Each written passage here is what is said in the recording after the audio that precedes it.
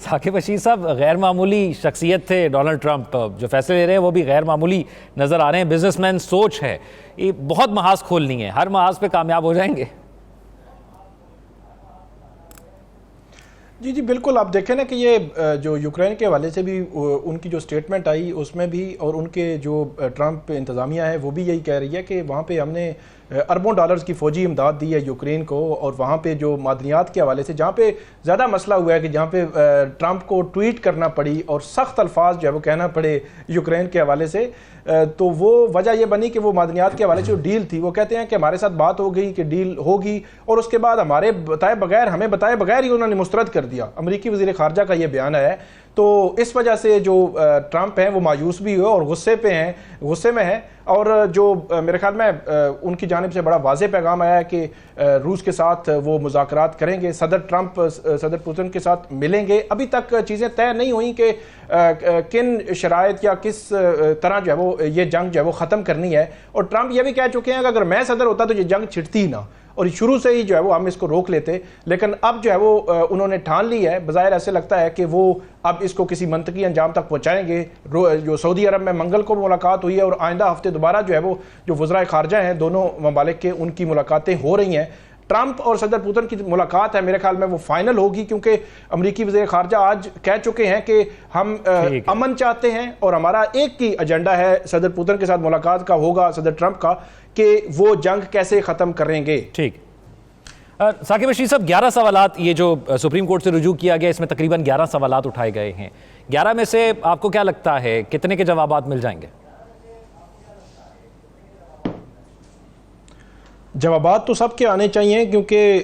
ہمیشہ کے لیے یہ معاملہ طے ہو جائے کہ اس طرح صدر مملکت جو ہے وہ آرٹیکل 200 کا استعمال کر سکتے ہیں، جہاں پہ کوئی ریزن نہیں ہے، کوئی وجہ نہیں ہے، اور کوئی ٹائم لیمٹ نہیں دی گئی. حالانکہ وہاں پہ یہ بھی لکھا گیا ہے کہ آپ ٹائم بتائیں گے کہ وہ 1 سال یا 2 سال کے لیے لائے جا رہے ہیں. پھر اس کے بعد کیا اس کو اس طرح استعمال کیا جا سکتا ہے کہ ایک ہائی کورٹ سے آپ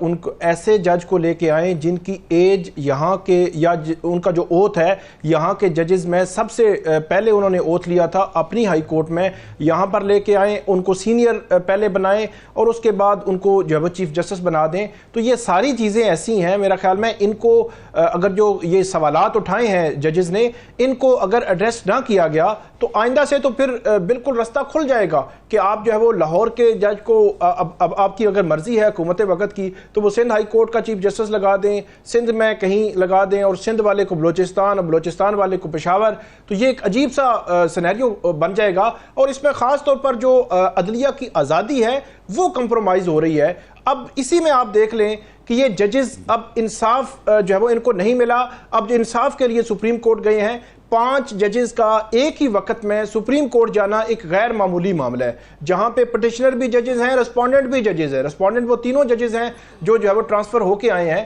اور اس میں انہوں نے جو تقریباً 10 دنوں میں جتنے بھی اقدامات ہوئے، ایک ٹرانسفر ہوا آرٹیکل 200 کے تحت، پھر 194 کے تحت وہ کہتے ہیں کہ حلف لینا ہے، حلف لیے بغیر یہ اسلام آباد ہائی کورٹ میں اپنی جوڈیشل جو پروسیڈنگز ہیں وہ شروع نہیں کر سکتے. پھر اس کے علاوہ قائم مقام جو چیف جسٹس ہیں سرفراز ڈوگر صاحب، ان کی تعیناتی کو بھی انہوں نے چیلنج کیا ہے. اس کے علاوہ جو انتظامی سائڈ پہ ڈپارٹمنٹل پروموشن کمیٹی ہے، ایڈمنسٹریشن کمیٹی ہے، یہ کمیٹیز عام نوعیت کی کمیٹیز نہیں ہے، اس کا بہت رول ہے. اس کی ایک مثال میں آپ کو دوں کہ 3 فروری کو ایک کمیٹی تبدیل ہوتی ہے، وہ ہے ڈپارٹمنٹل پروموشن کمیٹی. وہ نئی کمیٹی بنتی ہے، اور اس میں 10 فروری کو جس دن چیف جسٹس عامر فاروق صاحب نے سپریم کورٹ جانا تھا یا ان کی جو ہے وہ تعیناتی ہوئی، تو 10 تاریخ کو ہی نوٹیفیکیشن آتا ہے کہ 3 معزز ججز کی جو ہے وہ پروموشن کر دی گئی ہے. تو 7 دنوں میں نئی کمیٹی، تو بہت چیزیں ہیں اس کے پیچھے جو ہے وہ ان کو ایڈریس ہونا ہے. تو اسی لیے انہوں نے انتظامی سائڈ پہ بھی جو تبدیلیاں کی گئی ہیں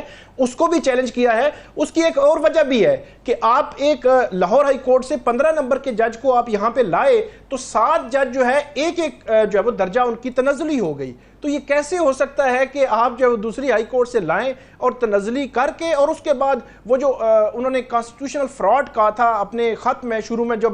5 ججز نے خط لکھا تھا چیف جسٹس یحییٰ افریدی صاحب کو اور جوڈیشل کمیشن آف پاکستان کو، کہ انہوں نے کہا کہ یہ کانسٹیٹیوشنل فراڈ ہے کہ آپ اس طرح کر کے سینئر پیونے جج اور اس کے بعد چیف جسٹس اور اس کے بعد مستقل چیف جسٹس جو ہے وہ بنا دیں گے، تو یہ اس طرح نہیں ہے۔ تو آرٹیکل 200 اور آرٹیکل 194 ان دونوں کی تشریح جو ہے وہ آئینی بینچ نے کرنی ہے۔ اب انہوں نے انٹرم ریلیف بھی مانگا ہے، لیکن اس میں ایک اور مسئلہ جو ہے وہ آئندہ آنے والے دنوں میں بنے گا، کیونکہ قائم مقام چیف جسٹس ہیں، انہوں نے مستقل ہونا ہے، تو مستقل جو ہے وہ آئندہ 1-2 ہفتے میں یا 3 ہفتے میں مستقل کے لیے اجلاس جو ہے وہ بلایا جائے گا جوڈیشل کمیشن آف پاکستان کا۔ تو اس سے پہلے کیا سپریم کورٹ میں آئینی بینچ اس کویسچن کو ریزالو کر دے گا یا اس پہ کوئی فیصلہ دے گا؟ بظاہر مجھے نہیں لگتا، کیونکہ آئینی بینچ آج کل ملٹری کورٹس کے کیسز سن رہا ہے، اس کے بعد 26ویں آئینی ترمیم کے کیسز سننے ہیں، تو بظاہر یہ معاملہ مجھے بہت جلدی حل ہوتا ہوا نظر نہیں آتا۔ اپنی باری پہ لگیں گے تمام کیس، وزیر قانون بھی کہہ چکے ہیں۔ اچھا ثاقب رشید صاحب، ذرا یہ جو ریفارمز کی بات کر رہے ہیں چیف جسٹس صاحب، جس سے حکومت سے بھی ملے ہیں، اپوزیشن سے بھی ملاقات ہوئی ہے،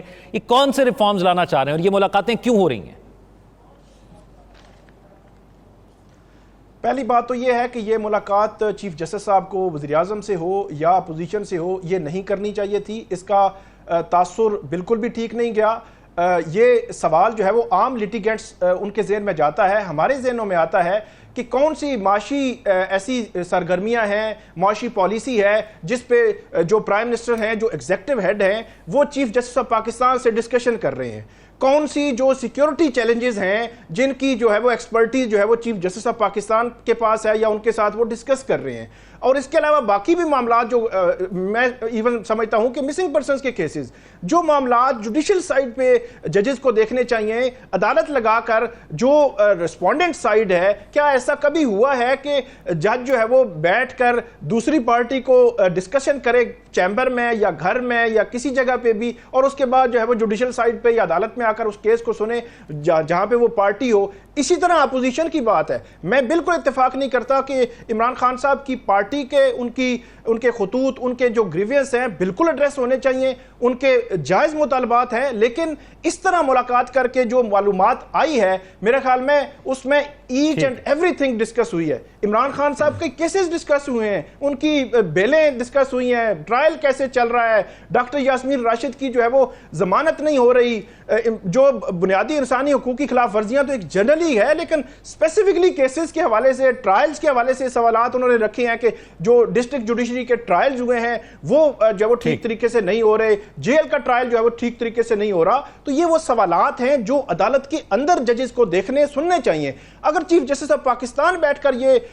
کام کریں گے کہ اپنے گھر کے یا کلوز ڈور میں یہ باتیں کریں گے، وہ ان کو کہتے ہیں کہ آپ ان کی پٹیشنز پڑی ہوئی ہیں 8 فروری، 26 نومبر، 9 مئی، اس کے علاوہ انسانی حقوق کی خلاف ورزیاں، مسنگ پرسن، ساری پٹیشن سپریم کورٹ میں پڑی ہوئی ہیں، وہ ٹیک اپ کرتے، اس میں رسپونڈنٹ کو نوٹس کرتے، ان کو بھی بلاتے، اوپن کورٹ میں سنتے، تو ایک اچھا اس کا پیغام جاتا۔ لیکن یہ ہے کہ اس کے اثرات جوڈیشری پر کوئی اچھے نہیں پڑے۔ پھر ایک اور بات کہ آج انہوں نے پریس کانفرنس کی 2 گھنٹے پی ٹی آئی والوں نے، انہوں نے کہا کہ ہم نے ان کے منہ پر کہا کہ 26ویں آئینی ترمیم کو ہم نہیں مانتے، تو جو سامنے بیٹھے تھے چیف جسٹس یحییٰ افریدی صاحب، وہ تو 26ویں آئینی ترمیم کے بینیفیشری ہیں۔ تو یہ جو چیزیں ہیں اسی لیے کہا جاتا ہے کہ جج جو ہے وہ ایک فریق کو سامنے بٹھا کر اس کو ڈسکس نہ کرے بلکہ اوپن کورٹ میں سنے۔ تو اس کا جو نیگیٹو اثرات ہیں میرے خیال میں، پہلے ہی انڈیپینڈنس آف جوڈیشری کے حوالے سے، پاکستان میں جوڈیشری کی رینکنگ کے حوالے سے بڑے سوالات ہیں، اور یہ چیزیں مزید جو ہے وہ سوالات کھڑی کرتی ہیں۔